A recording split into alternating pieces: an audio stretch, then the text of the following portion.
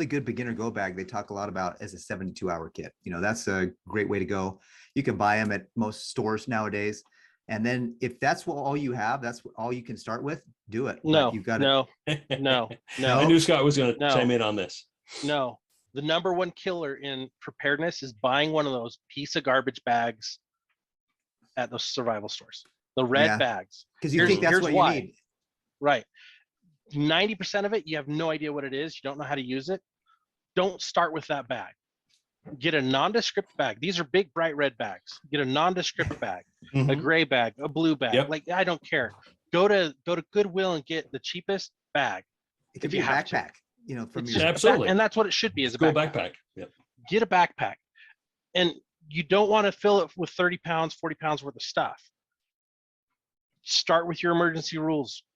I first need to have, so I have my bag. I need to put a shelter in there. All it needs to be is a tarp or a poncho. Or your jacket, just a jacket. Gore-Tex jacket. Right? Yep. Doesn't need to be much. Like, don't go crazy. And don't be like, I got a specialized tube tent. It's 14 pounds, 3 ounces. Like, that, why?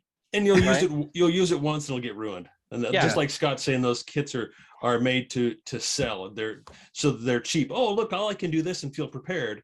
And you spend $49.95 on it, and you'll use the tube tent once, it'll tear, and it's done. But like Scott saying, put together, and I think that's why I'm also saying is figure out what knife you like, figure out which light you like. This is part of your go bag, your 72-hour, or I know Scott will push this, the 96-hour is really where it should be, but it should be quality items that you've put together yourself, that you have experience using, you know how to use, and that you're competent with.